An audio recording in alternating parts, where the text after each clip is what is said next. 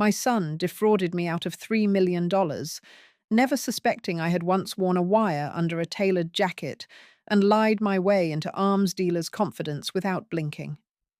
He thought I was just a quiet, retired widow with a fondness for baking and rose gardening, and for a long time, I let him believe exactly that.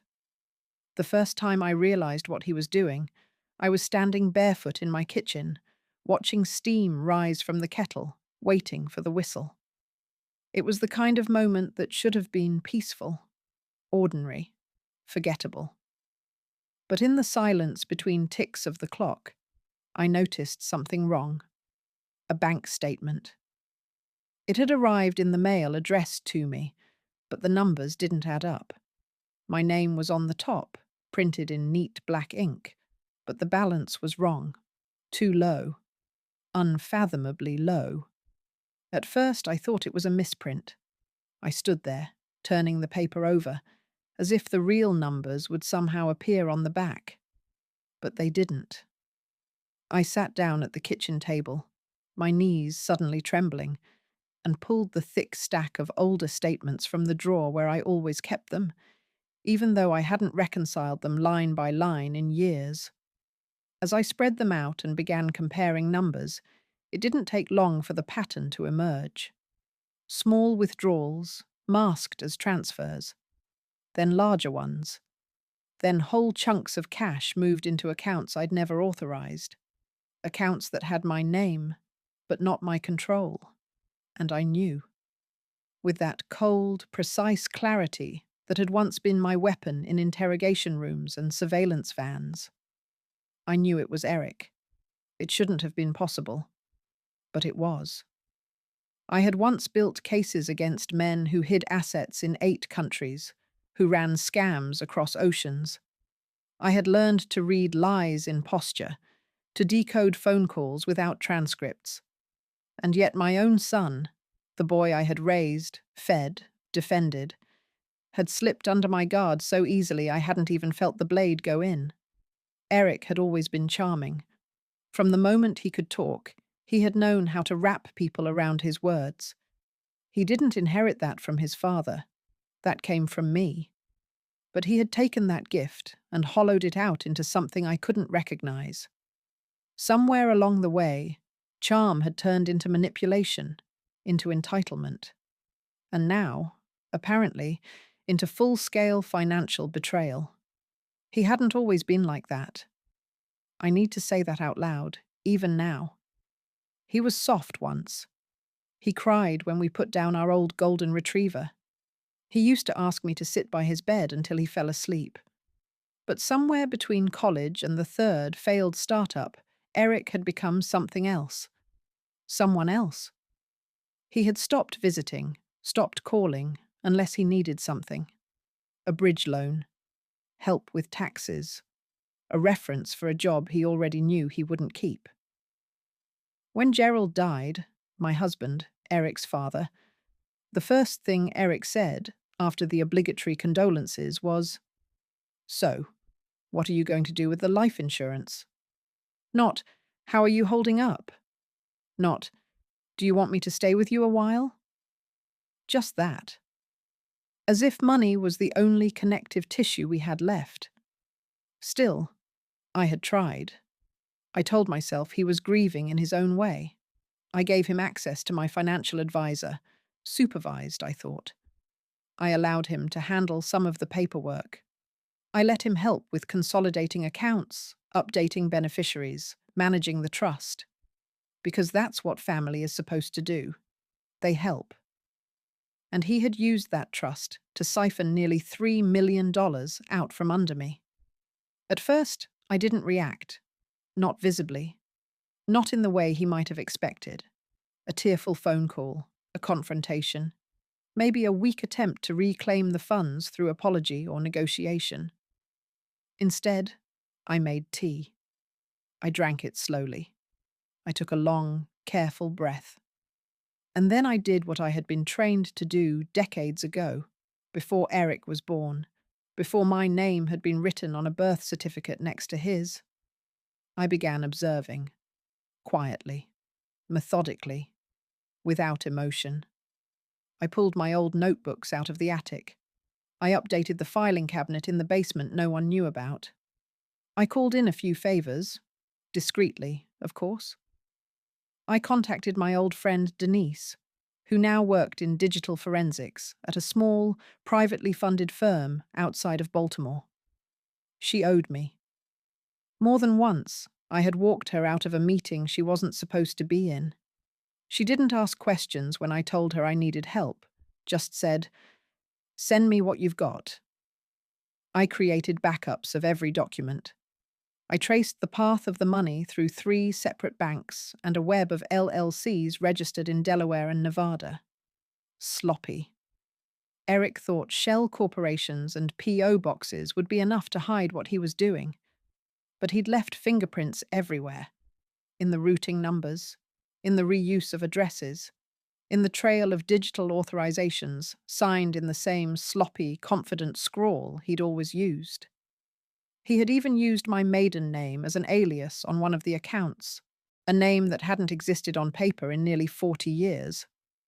That was what made me laugh, not with humor, but with a kind of astonishment.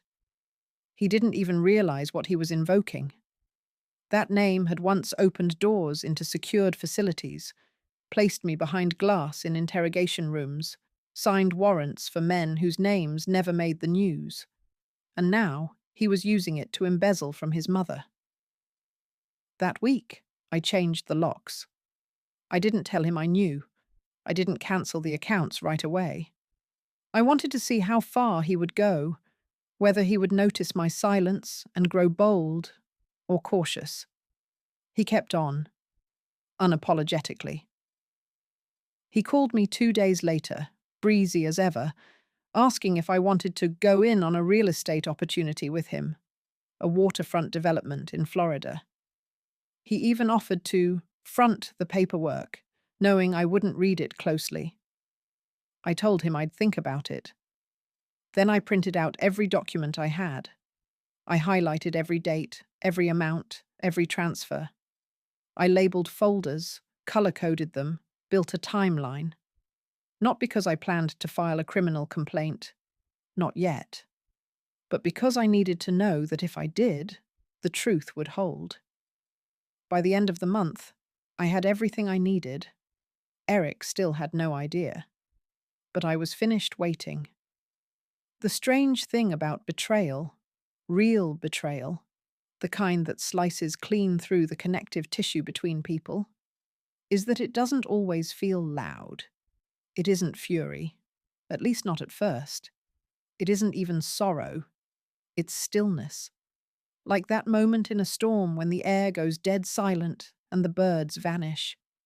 That's how it felt living those first few weeks after I knew what Eric had done. The house seemed quieter than it had ever been, but I knew it wasn't silence. It was the sound of waiting. I had begun to move carefully, not because I feared Eric would discover what I knew, but because there was something sacred in what I was building. I wasn't interested in revenge, not in the way the movies portray it. No drama, no outbursts, no smashed glasses or screaming phone calls. What I wanted was precision.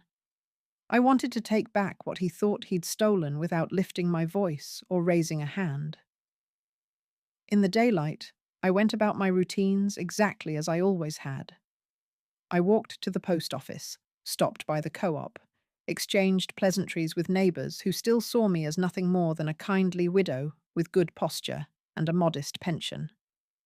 I baked, trimmed my roses, volunteered at the Historical Society one afternoon a week, where I sorted old town records and sipped weak coffee from paper cups. No one suspected a thing, least of all Eric. He texted me often, usually short messages. "Hey, checking in," or "thinking of stopping by later this week." Once, he sent me a photo of an expensive bottle of wine and wrote, "Maybe we can open this together when the Florida deal closes."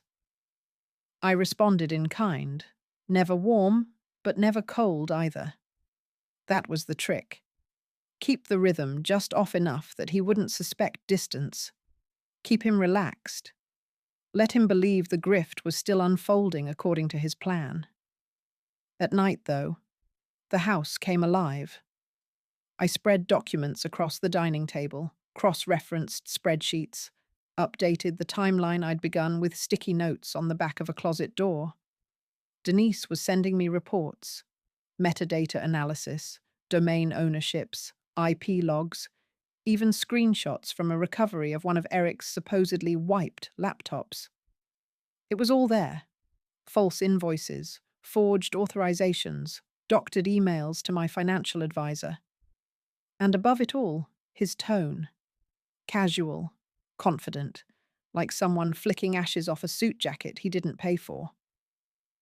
I found a note he'd written to one of the shell company administrators, probably a freelancer he'd hired online, describing me as old school, cautious, but easy enough to manage. That line hit harder than any of the dollar amounts. I sat with that sentence for a long time, not because it hurt, by then I was past hurt, but because it told me exactly who he had decided I was in his mind. A relic, a tool, a woman who had outlived her usefulness, and most importantly, someone who wouldn't fight back. It was a strange, almost surgical experience, dissecting my son's mind through the wreckage he'd left behind.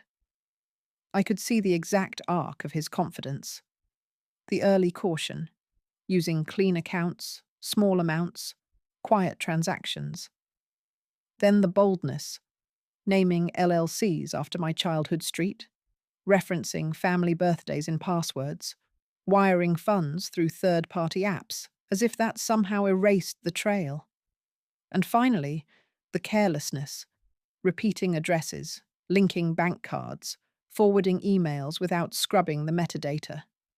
This wasn't just theft. It was ego. He thought he was smarter than me. And that, more than the money, was what I couldn't let go.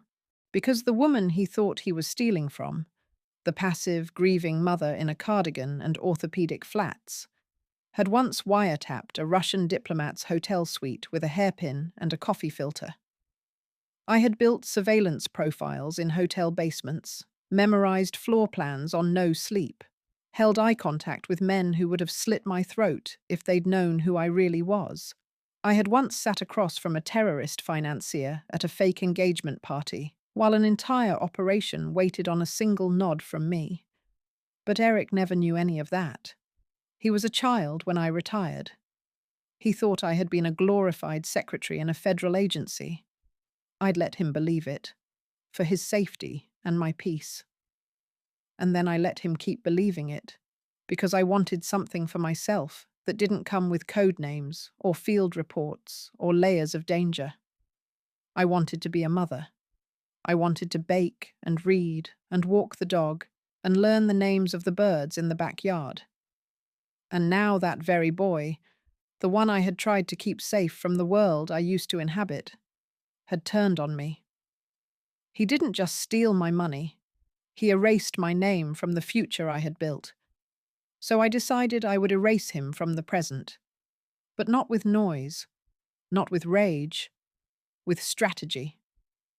The first step was to freeze the accounts, not the ones he'd drained, but the ones he hadn't yet touched. I worked with a quiet local lawyer named Iris, who had once helped my neighbor deal with probate after her husband passed. Iris was sharp, discreet, and unflappable. A former litigator from Chicago who had moved south to slow down. I brought her everything: the documents, the timeline, Denise's reports. She didn't blink. She simply said, "We'll lock it all down. Then we build pressure." Pressure. That was the key, not exposure. Not yet. If I'd taught one thing to every agent I ever supervised, it was this: never reveal you're watching until you already have the cuffs in hand. I began liquidating assets that Eric didn't know about. Old bonds, trust parcels, 2 rare collectibles I'd kept in a vault in Arlington under a family name he didn't even know existed. Slowly, I moved my remaining wealth into a set of encrypted portfolios through a firm that still handled sensitive financial transitions for high-risk clients. I knew exactly which former contacts to call and which ones not to trust. Some debts go beyond death. Within 10 days, the money Eric thought was still available to him had vanished. Not stolen, not hidden, just out of reach. And he didn't know it yet. But he would. Soon. Eric came by the house 3 days after I moved the final tranche of my remaining assets out of reach. He arrived unannounced, as he often did when he thought he was doing me a favor simply by showing up. As if his presence alone was a kind of currency I should be grateful to receive. I heard the crunch of his tires on the gravel before I saw him through the front window, stepping out of his leased black SUV like a man who owned everything his feet touched. He didn't knock immediately. He stood on the porch for a moment, checking his phone, thumb moving in practiced rhythm. I imagined he was already multitasking some new investment opportunity. Probably another scam built on borrowed time and other people's savings. When he finally did knock, it was the kind of knock that assumed I was home and would answer. Not tentative, not respectful, just expected. I waited a moment longer than necessary, let the silence stretch just enough to make him wonder. Then I opened the door with a smile I had practiced in the mirror. Warm enough to pass for sincere, cool enough to avoid inviting intimacy. "Hey, Mum," he said, leaning in with that performative casualness he always wore like a second skin. "Thought I'd stop by. You've been kind of quiet lately." Quiet. The word echoed. I wanted to laugh, not cruelly, but in a way that might have startled him. If only he knew the volume of my days lately, the flurry of encrypted emails, the coordinated transfers, the legal filings signed in triplicate. But I only nodded and stepped aside. "Come in," I said, my voice even. He entered like he always had, as though the space were an extension of himself. He didn't remove his shoes. He didn't glance at the photos on the walls or ask if it was a good time. He walked straight into the kitchen and opened the fridge. "You've got any of that ginger ale I like?" he asked. I watched him from the doorway. Top shelf, behind the juice. I knew. He was running out of liquidity. His schemes were slowing. The well, as he thought of it, was going dry. He was here to lay the groundwork for another ask. "I've been thinking," he began, swirling the soda in his glass like it was whiskey. "You know that land you own in Maryland? That lot near the Chesapeake? You ever consider selling that? The market's hot right now, and I know a guy who—" "It's already gone," I said, before he could finish. He blinked. "What?" "I sold it 2 weeks ago." His eyes narrowed for just a fraction of a second. "Why?" "Felt like the right time." He forced a smile. "You didn't mention that." I shrugged. "I didn't think I needed to." There was a pause, a long one, and I could see the flicker of something he was trying to suppress. Not concern, not curiosity, suspicion. He wasn't used to me making decisions without consulting him, without presenting them like homework to be reviewed. "You've been making a lot of changes lately," he said carefully. "I have," I replied. "And they've been good for me." He nodded slowly, the ginger ale untouched now. "You'd tell me if something was wrong, right?" The question hovered in the air between us like a tripwire. I met his eyes. "Would you?" For the first time, his gaze faltered. Just a flicker. But I caught it. He didn't answer. He took another sip of the drink, stood, and muttered something about needing to make a few calls. I walked him to the door, not because I wanted to, but because I needed him to feel the shift in footing, that I was no longer standing in the place he had assumed I would always occupy. As he stepped onto the porch, he turned back and offered a smile that didn't reach his eyes. "Let me know if you need anything, okay?" "I will," I said, and closed the door before he could say anything else. Once he was gone, I sat back down and took a long breath. It wasn't relief, not exactly. It was something else, a readiness. He was starting to sense it. Not fully, not yet, but enough to begin circling, sniffing for the outlines of a shift he couldn't explain. The false confidence he had worn like armor for months was beginning to loosen at the edges. He didn't know I'd pulled the rug out from under him. Not entirely. But the floor had started to tilt, and he felt it. That night, I contacted Iris again. I asked her to prepare the documents to formally revoke Eric's power of attorney, which I'd granted him years earlier in a moment of naive trust, back when I thought it was a simple act of succession planning. She sent over the forms, and I signed them before I even changed into my nightgown. The next morning, I had them notarized and filed, quietly, with the same methodical care I'd once used to build profiles on foreign informants. Every hour that passed was another step away from the version of me he had banked on. The soft, trusting mother who wouldn't dare question him, who would rather suffer in silence than cause a scene. But this wasn't silence. This was strategy. And I was just getting started. There was a strange kind of quiet that settled into the house after I revoked Eric's power of attorney. Not the kind of quiet that brings peace or clarity right away, but the kind that wraps itself around your awareness like a layer of glass. It wasn't fear, exactly, but a sharpened alertness. The kind I used to live with when a target was just one room away, and I was wired beneath my clothes, my breath measured by training, not nerves. It had been years since I'd felt that particular stillness, and yet it came back to me like an old muscle memory, unwelcome, but precise. The morning after the documents were filed, I found myself listening more intently to the sounds of the neighborhood, the distant hum of traffic, the hollow clink of wind chimes across the street, the mechanical wheeze of the garbage truck making its rounds. I moved through the house slowly, deliberately, aware of every creaking floorboard and shifting shadow. I wasn't afraid of Eric, not in the physical sense, but there was a deep discomfort in knowing that I was about to become, to him, something unrecognizable, an obstacle instead of an asset, a wall instead of an open door. And he wasn't going to take that quietly. That same day, around 2 p.m., my phone rang. It was Eric. I hesitated for only a moment before answering. "I've been doing some research, and I think there's a way we can maximize your remaining holdings, especially with inflation the way it is. I can put together a quick overview if you want." The arrogance was astonishing.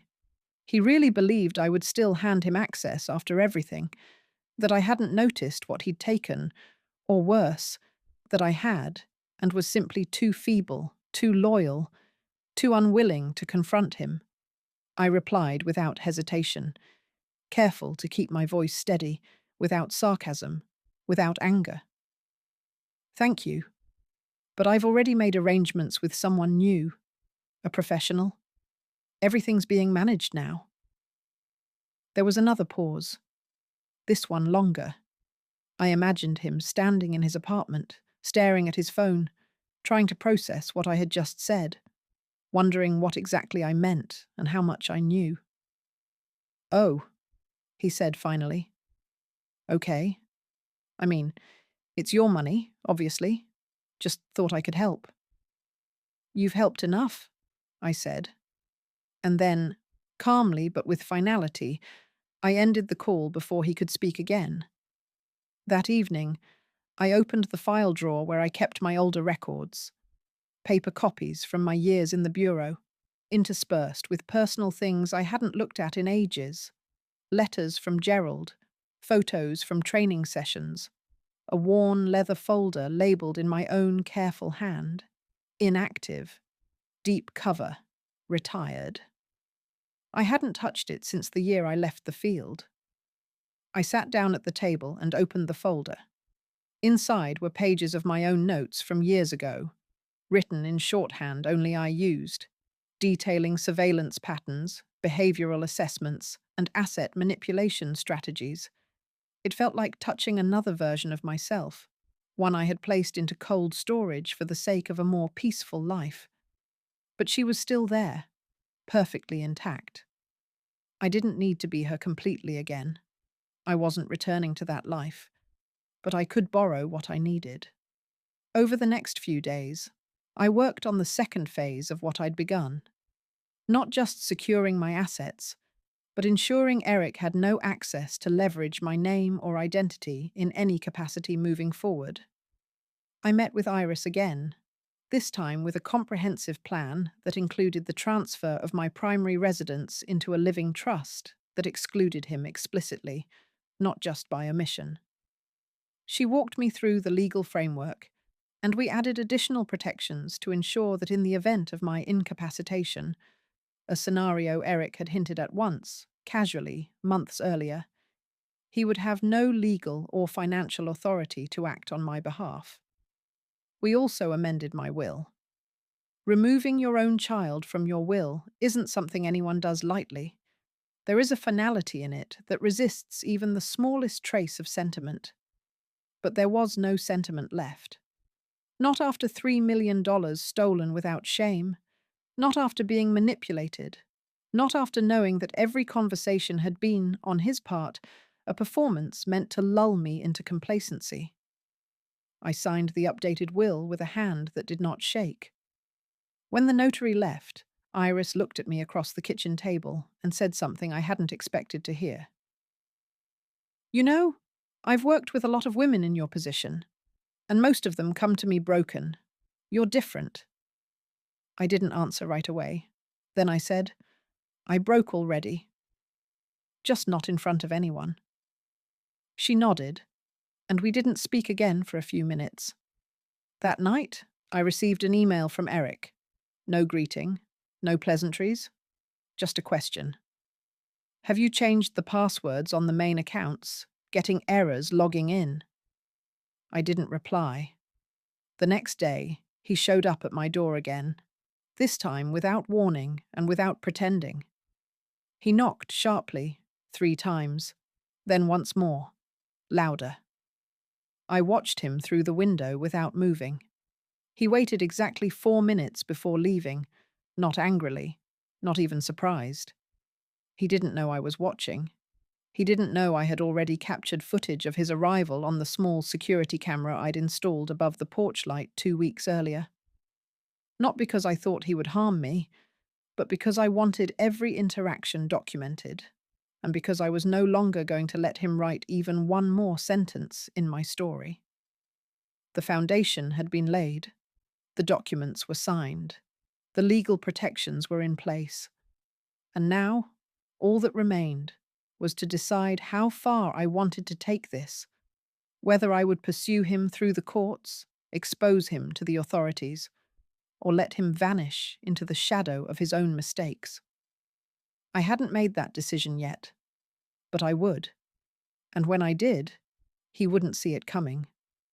The decision, when it finally came, did not arrive with a sense of vengeance or urgency. It wasn't accompanied by the dramatic swell of anger I might have once expected from myself. Instead, it settled into my consciousness like a stone placed with care at the edge of a calm river, firm, deliberate, and utterly immovable. I knew exactly what I needed to do. I wasn't interested in screaming matches or public exposure for the sake of embarrassment. I wanted precision, and I wanted closure that didn't leave pieces behind. I began by compiling a full, chronological dossier, not for my own clarity, since I had long since memorized the path of Eric's betrayal, but for the eyes of people who would eventually have to see the truth in black and white. I prepared it the same way I had once prepared field reports, timelines, Evidence lists, annotated transaction histories, contextual memos, and full source documentation. No dramatics, no speculation, only facts, laid out like the bones of a body that had long been buried. Once that was done, I sent a single message to Denise. Everything is ready. I need you to review before I make it official. She replied within the hour, as I knew she would. Denise wasn't the kind of person to delay action once it was in motion. She had always respected process, not bureaucracy, but precision. And she understood the difference between the two better than most people I'd known in my old life. Her email included a secure link and a short note. Reviewed it all. Solid. If you're ready, I'll initiate the drop. Quiet, targeted, and with minimal splash, just like we used to. I stared at those words for a long moment before clicking confirm. The drop, our old shorthand for a quiet, coordinated intelligence delivery, would send copies of the dossier to 3 specific entities.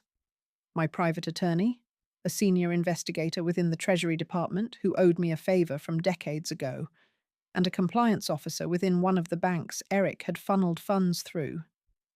I had no doubt that within 48 hours, Eric's accounts would be flagged, audited, and, if the past taught me anything, quietly frozen under suspicion of fraud. And I didn't intend to stop there. I scheduled a meeting with Iris for the following Monday, this time to discuss the possibility of pursuing civil action. Not as revenge, but as a way of establishing, formally and legally, that what Eric had done was not just morally reprehensible, but demonstrably criminal. I wanted a record, a paper trail, something permanent. Not because I wanted to shame him in public, but because I needed the truth to live outside my body. I had carried it long enough. That weekend, Eric called me twice. I didn't answer either time. His voicemails were brief, neutral, and only slightly frayed at the edges. Hey, just trying to touch base. Can you give me a call back when you get a chance? No urgency, but the tension was beginning to rise beneath the surface. I knew what he didn't yet, that soon he would begin to feel pressure from corners he hadn't even considered. Compliance officers asking strange questions, delays in transfers, account logins that inexplicably failed. And when he began to make calls, the answers would be vague, protocol-heavy, and polite in a way that signaled something deeper was already moving. He'd panic eventually. I'd seen men far colder and smarter than Eric unravel under far less pressure. And unlike those men, Eric didn't know who was watching him. That was the difference. I didn't owe him clarity. I owed myself peace. By Monday afternoon, I met with Iris as planned. We went over the options: civil fraud, financial elder abuse, breach of fiduciary duty, and discussed what discovery would look like. She explained that even if we didn't pursue a full lawsuit, the threat of one would be enough to force Eric into the open. And when he tried to wriggle out of it, as he no doubt would, we'd be ready. She also reviewed my estate plan again to ensure no future legal loophole would allow him to challenge my decisions should something happen to me. I've seen a lot of sons who treat their mothers like assets, she said as she reviewed the last signature line. But this is calculated. He underestimated the wrong woman. I smiled faintly, but said nothing. Later that night, as I sat in the garden with a warm blanket over my knees, I thought about the first time Eric had come home crying from school, humiliated after being bullied on the playground. He had been 8. His face was red and blotchy, his fists clenched, too proud to ask for comfort. I had sat beside him on the porch swing, gently pried his fingers apart and said, "You don't have to be strong all the time, but you do have to be decent." I had said those words as a mother. I meant them to last. But now he had grown into a man who had chosen power over decency, advantage over loyalty, and in doing so, had closed the door I'd once held open for him. That night, I wrote a letter, not to Eric, but about him. A full, unfiltered account of the betrayal, the months of observation, the careful plan, and the slow, deliberate reclamation of what he thought I would never take back. Wrote it not for revenge, not to leave behind instructions, but because I wanted a record of what a woman could do when she decided she was done being deceived. When I finished writing, I placed the letter in the same folder as the revised will and trust documents. Then I turned off the light and stood in the kitchen for a long while, letting the silence settle. There was no fear in me anymore, no hesitation, only truth. And that was the most powerful weapon I had ever carried. The first real sign that the foundation under Eric's feet had begun to crack came through a proxy. Not a call from him directly, but from a mutual acquaintance I hadn't heard from in over 2 years. His name was Marcus, and he was one of those friends Eric kept around for show, the kind who gravitated to status, who always asked the wrong kind of questions at parties and drank just a little too fast when someone else was paying. I still had his number saved, though I had no intention of ever using it. And yet, there it was, blinking on my phone mid-morning as I watered the hydrangeas near the garden gate. I didn't answer at first. I let the call ring out, then checked the voicemail. Marcus's voice was cautious, rehearsed, a tone I remembered well from the early stages of damage control. "Hey, Mrs. D. Lillian, just reaching out on Eric's behalf. He's been kind of under pressure lately. Some banking issues. Maybe something got flagged. He's worried someone might be targeting his accounts. I told him it was probably nothing, just the usual red tape. But he's been trying to reach you. Anyway, hope you're doing okay. Maybe give him a call." The message ended with a brief pause, as if he half expected I was already listening on the other end. I replayed the voicemail once, then deleted it without saving. I didn't feel satisfaction. Not yet. What I felt was confirmation. The line of inquiry had begun, just as I knew it would. The audit flags had likely triggered a chain reaction. Internal alerts, routine freezes, reviews that would escalate the moment Eric tried to manipulate or explain them away. He had expected the system to ignore him. He had no idea that someone with experience in 3-letter agencies had built the case and placed the first domino. I went back inside and resumed my day without a ripple. Later that week, I received a formal notice from one of the banks. A discreet update confirming that a request for joint access had been denied, pending regulatory inquiry. That phrase was familiar to me. It meant the fire had started. Eric was, by now, either scrambling or posturing, and likely both, depending on who he was talking to. And still, he hadn't called me. Not directly. Instead, another message arrived through a different route. An email this time, from a former financial advisor we'd both used years ago, long before Eric began his spiral. The email was couched in polite neutrality, but the subtext was clear. "I ran into Eric recently. He mentioned some changes to your financial structure and suggested I might reach out, just in case you were considering updating your portfolio. Of course, I understand if you're working with someone else now. I simply wanted to extend support if needed." Support. That word again. The polite euphemism for interference, for information gathering disguised as professional concern. I replied within the hour. "Thank you, but I'm well taken care of. No further support needed." It was the first time I had drawn that line in writing. It felt cleaner than I expected. That same afternoon, I updated the digital archive, a comprehensive log I had kept since the beginning of the unraveling. Every message, Every call, every transaction, and every proxy interaction was logged with date, time, and summary. Not because I feared losing track, but because this wasn't just a reaction anymore.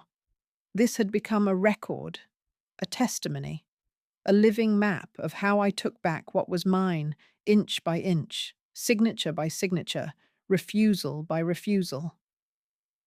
Eric finally called that Friday. I let it go to voicemail again. This time his tone had changed.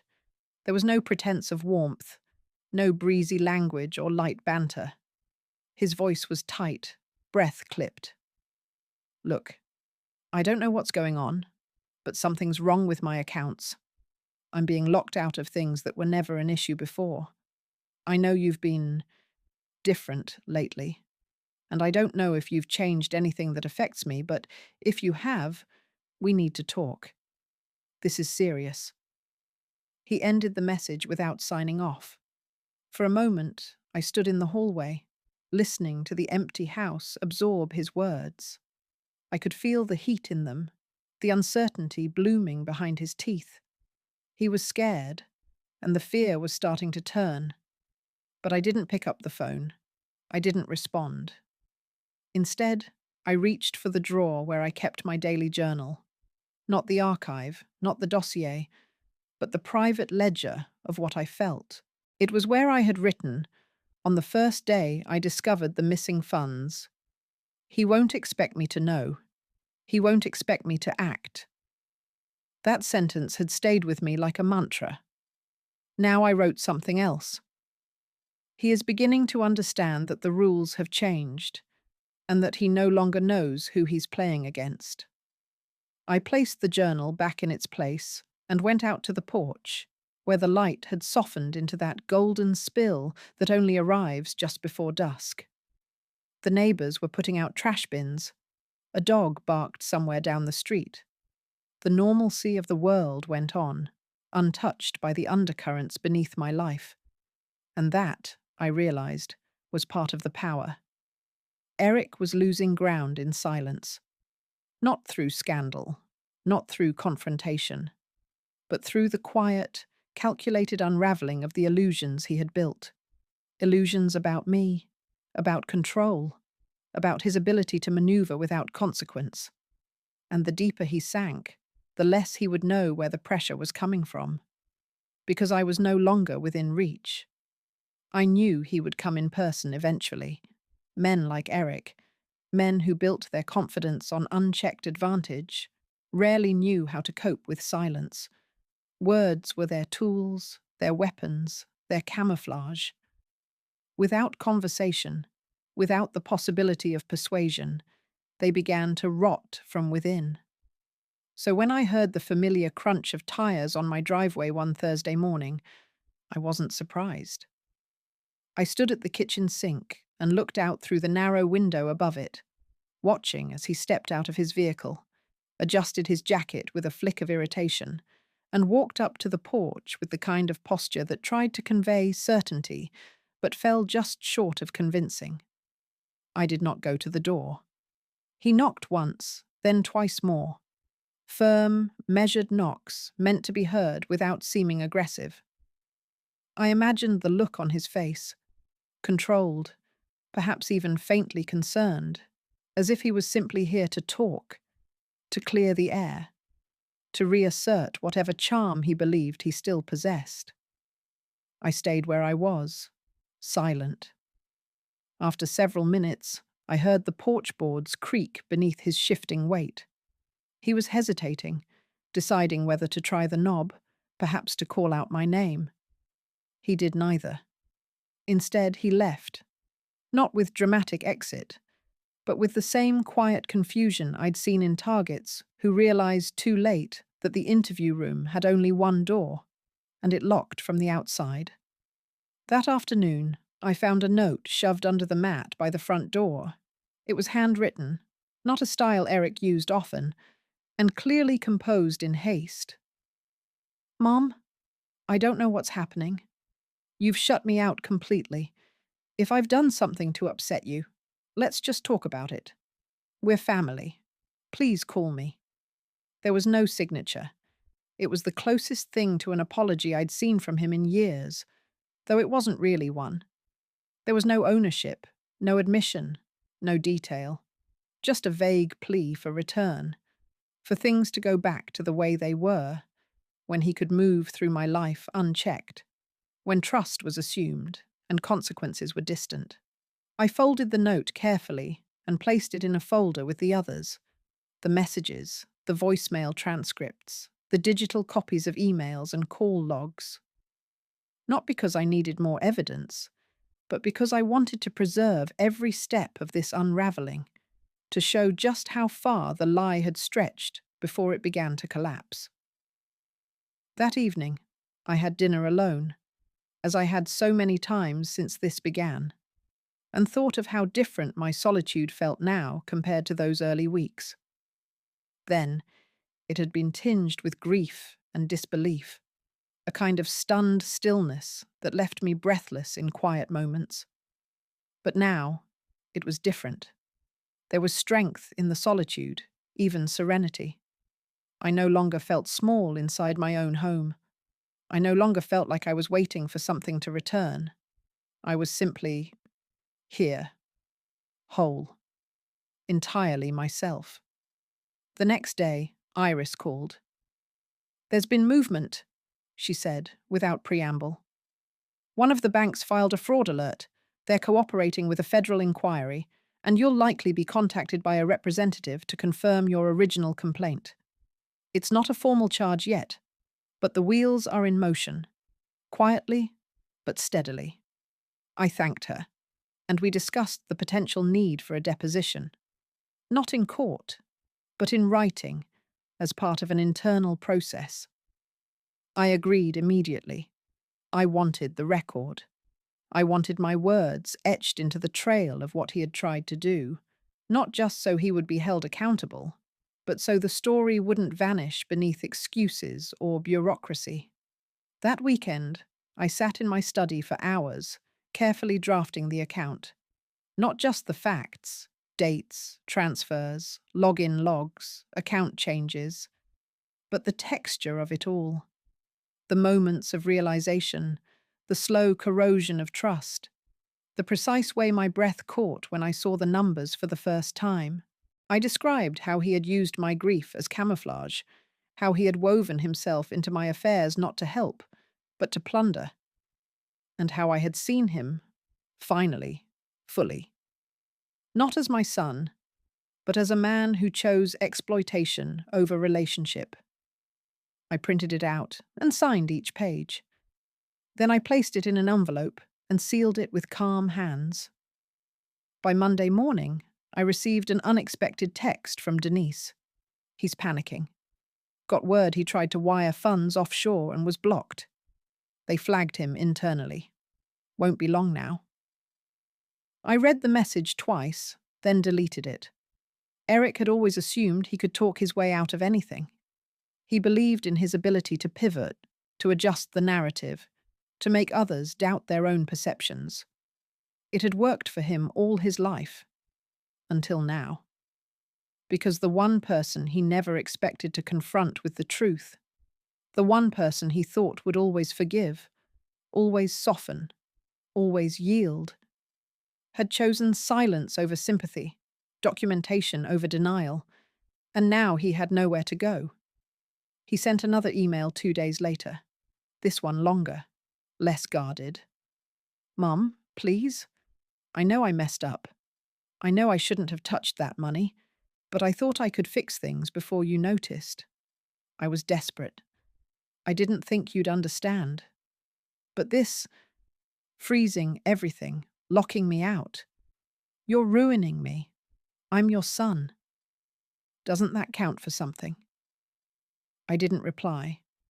Instead, I took a long walk through the woods behind my house, where the leaves had begun to curl at the edges and the light filtered through in a soft, forgiving way. I let the breeze move past me, let the rhythm of my steps replace the noise in my mind. I thought of Gerald, of how he would have responded to all this. He'd been a kind man, but he wasn't naive. He would have supported me, completely. And more than that, he would have been proud. By the time I returned home, the sky had begun to dim. I made tea, sat by the window, and wrote in my journal again. He has begun to see what he's lost. But he still doesn't understand that it wasn't the money. It was the space he once occupied in my life. And that door has closed, quietly and without apology. By the time the official notice arrived from the Treasury Department, a brief, formal letter informing me that my complaint had moved into the next phase of review, I no longer felt the surge of vindication I might have expected months ago. Instead, I read the words slowly, carefully, then placed the letter on the side table next to my reading chair, as if it were a confirmation of something I had already long accepted in my bones. The truth was no longer in question, not for me, not for the system that had begun, slowly and methodically, to catch up to the damage my son had done. What remained now wasn't proof, it was reckoning. I had begun to sleep more soundly in those weeks, not because the stress had lessened, but because I was no longer carrying it alone, no longer balancing 1,000 unspoken calculations behind every word, every phone call, every piece of mail. The burden had shifted outward, into the institutions that were built, at least in theory, to protect people like me. And while I knew how slow and inconsistent those mechanisms could be, I also knew how to nudge them gently, persistently, into motion. I had learned that long ago, in a life Eric never cared to ask about. It was late one afternoon when he finally showed up again, this time not with bravado, not with the carefully manufactured calm he'd always worn like a mask, but with eyes that darted, with a mouth drawn thin from nights without sleep, with posture that sagged in a way I recognized instantly. It was the look of a man who had run out of angles. He didn't knock right away. He stood at the end of the walkway for a long time, just watching the house. I could see him through the side window, framed by the roses I had trimmed the week before. His hands were empty. No phone, no bag. Just him, standing in his own silence, as if trying to will the door open through memory alone. Eventually he approached. One knock, then nothing. I waited. Another knock, softer this time. I stood in the hallway, close enough that I could have opened the door within seconds, but I didn't. I stayed still, breathing evenly, letting the moment stretch. I wondered what story he had told himself on the way here. I wondered if he'd practiced lines, if he'd rehearsed a version of sorrow he thought I might still accept. "Mum?" he said finally, his voice muffled through the wood. "I know you're in there. Please, just let me explain." But I didn't want an explanation. There was nothing left to clarify. I messed up. I know that. I got in too deep, and I didn't know how to get out. But I didn't mean for it to go this far. I just thought I could fix it before anyone noticed. I thought... He stopped. The sentence trailed off, unfinished. "I need help," he said, finally. And that was the only truth he had spoken in weeks. I didn't open the door. Not because I wanted him to suffer, but because I needed him to understand, perhaps for the first time in his life, that some doors, once closed, do not swing back open simply because someone knocks long enough or says the right combination of words. That evening, I wrote in my journal again, but only a single line. He is no longer asking to be forgiven. He is asking to be rescued. And that was a request I could not fulfill. In the days that followed, Denise confirmed that 2 of Eric's accounts had been flagged for suspicious movement, and a third, one I hadn't even known about, was now under full review. He was locked out of multiple access points. The shell companies he had used to reroute the stolen funds were being traced. His business partners, if they could even be called that, were beginning to pull away. I recognized the pattern. I had seen it before, in cases I'd studied long before Eric was born. This was the phase where isolation began, where the people who once stood beside you out of shared gain started calculating their distance for self-preservation. Eric called one more time. I let it ring. He didn't leave a message. Iris forwarded me a letter she had received from a firm representing him, or trying to. It was a request for clarification of intent regarding recent financial restructuring. I almost laughed. The language was so carefully diluted, so legalistic in its attempt to avoid blame, that it might have been describing a tax misunderstanding instead of a betrayal worth millions. We declined to respond. The silence became its own kind of power. Not just avoidance, not just punishment, but clarity. It allowed the consequences to settle on him alone, without interference. One night, I pulled out an old photo album from the hall closet. It was filled with pictures of Eric as a child, birthdays, camping trips, blurry Christmas mornings. I hadn't looked through them in years. I had avoided them, I think, because the pain had once been too sharp. But now, as I flipped through the pages, I didn't cry. I didn't even feel the old bitterness. What I felt was distance, the same way one might feel about a place they left long ago. Not forgotten, not erased, but no longer home. I thought of writing him a letter, not a letter of forgiveness, but of finality. Something simple. Something that would say, I know who you are now, and I will carry on without you. But I didn't, because even that would be giving him more than he had earned. Instead, I made tea, lit the lamp in the corner of the living room, and began to read the book I had started weeks ago, but kept setting aside. The house was quiet. The garden outside was blooming again. And I realized that this stillness, this gentle return to myself, was all the closure I needed. Eric was out there, struggling, perhaps furious, perhaps broken, perhaps already plotting a new con. But he was doing it alone. And I, the woman he thought would never notice, never fight, never win, had reclaimed everything he tried to take, without ever raising my voice. By the beginning of October, the air had taken on that dry crispness that signaled the end of summer's distractions and the beginning of clarity. The days grew shorter, and with them came a kind of inward turning, not sadness, but a natural shedding, the kind of seasonal stillness I had always found comforting. It was during this time, as leaves gathered against the porch railings and the sun lowered itself with gentler light each afternoon, that the final pieces of Eric's unravelling began to reveal themselves. It started with a call from Iris. Her voice was composed, professional, but there was an undertone of finality in the way she said my name. Lillian, I just received confirmation that the department has initiated formal review of Eric's financial activities under federal fraud statutes. The inquiry isn't public yet. It's still classified as preliminary. But they've frozen several of his accounts and flagged him internally for structured withdrawal behavior. That's usually a precursor to formal charges. I didn't say anything right away.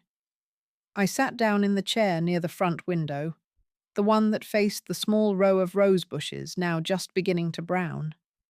I let the weight of her words settle in the silence between us, not heavy, but solid. And the civil case? I asked. Still progressing. His attorney filed a motion to delay discovery, but the judge denied it. We'll proceed as scheduled. I thanked her, hung up, and allowed myself to exhale. Not in relief, but in acknowledgement. This wasn't the end, but it was the point of no return. The story had shifted out of private pain and into public record. What Eric had done would no longer exist solely within the confines of my memory, my files, my quiet grief. It would now live on paper, in systems, in consequences he could not charm his way out of. Later that afternoon, I received another email from Denise. This time, just 2 sentences. He knows it's over. Stay the course. I didn't reply. I didn't need to. Everything that needed to be done was already in motion. And in that quiet, I began to understand something I hadn't allowed myself to feel fully before. I wasn't angry anymore. I wasn't waiting for him to apologize or acknowledge what he had done. The reckoning had shifted entirely out of my hands, not because I had let go, but because I had finished my part. That night, as the wind picked up slightly and the house creaked with familiar rhythms, I took down the last photo of Eric from the hallway. It had been there for years, a framed image from his college graduation, one I'd clung to even as the years that followed made it harder to recognize the man in that picture. I didn't throw it away. I simply wrapped it in soft linen, placed it in a storage box, and returned it to the attic. I was not erasing him. I was reclassifying him. Not as a son I had lost, but as a man I had survived. The following week, I had a meeting with a woman named Fiona, a representative from a quiet but highly competent investigative division of the Bureau, one I had not been in contact with for many years. The connection had come through Denise, and though we kept the meeting informal, she made it clear that I had allies still, not out of nostalgia, but out of earned respect. She reviewed the documentation, scanned the files I had compiled, and then looked up at me with a kind of firm acknowledgement. "You built this case like someone who never stopped working," she said. I smiled slightly. "In some ways, I never did." She nodded, then asked me a single question. "If he's arrested, will you attend the arraignment?" I paused. I hadn't thought about that. The visual of him in a courtroom, cuffed, diminished, performing innocence for an audience that wouldn't believe him this time, didn't bring me any particular satisfaction. It felt almost unnecessary. "I don't think I will," I said. "The justice isn't in the spectacle. It's in the silence he'll have to live with." She closed the folder and stood. "Well, if you change your mind, you'll be notified." As she left, I felt the first true moment of distance. Not coldness, but the clean, precise detachment that comes after a long operation is finally complete. The danger was neutralized. The truth was documented. And my life, in its quiet and deliberate way, had returned to me. A week later, I received a letter. It was handwritten, postmarked from a small town in another state. No return address, but the handwriting was unmistakably Eric's, angular, slightly slanted, like he was always in a hurry even when sitting still. I debated whether to open it at all. I carried it to the porch, sat in the wicker chair I had inherited from Gerald's mother, and ran my thumb along the seam for several minutes. Then, carefully, I opened it. The letter was short, surprisingly so. No explanations, no pleas. Just this: "I know I can't undo any of it. I know you won't forgive me. But I need you to know that I finally see it now. What I did, what it cost, and who I became. I lost the only thing that ever mattered, and I don't expect to get it back. I'm sorry. For everything." He signed it with just his first name. I folded the letter and placed it between the pages of my journal, not because I needed to keep it, but because it was part of the story. One more artifact in the archive of what had been lost and what had been reclaimed. And then I stood, walked back inside, and began to prepare dinner. There were no tears. There was no relief. Only space, wide and quiet, where grief had once lived. In the months that followed, my world grew quieter. not in absence, but in peace. The noise that had once filled every corner of my mind, the constant internal calculations, the dull ache of betrayal that had hollowed out so many ordinary moments.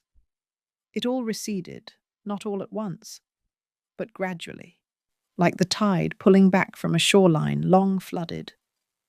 I found myself waking without tension in my chest, moving through my home without the sharp awareness of what might come next. The war, if it could be called that, was over, and I had not only survived it, I had finished it on my own terms. The civil proceedings continued, slow and bureaucratic, but steady. Iris updated me periodically with a kind of muted satisfaction in her voice. Eric had been compelled to comply with discovery. His assets were being dissected by auditors. His financial network, once so slick and convoluted, had begun to collapse under its own weight. He hadn't been arrested, not yet. But the inquiry had deepened, and his days of movement without consequence were coming to an end. The wheels of justice didn't move fast, but they moved. What surprised me most during those months wasn't the victory, nor even the clarity that came with it. It was how ordinary my life became once the storm passed. I returned to the rhythms I had missed. Mornings with tea on the porch, long walks with a thermos through the wooded park just beyond my street, occasional lunches with Iris where we spoke of everything except the case. I repainted the guest room. I reorganized the garage. I learned how to bake bread from scratch. It would be easy to say these simple tasks filled the void, but that would imply the void still existed. It didn't. What remained in its place was a kind of spaciousness, not empty, not cold, but honest. There were no illusions left, no false hopes or sentimental relics clouding the corners of my memory. My son was no longer the boy with scraped knees and late-night questions about the stars. He was a man who had chosen his path, and I was a woman who had chosen not to follow him down it. I never sent a reply to the letter he'd written. I had read it twice.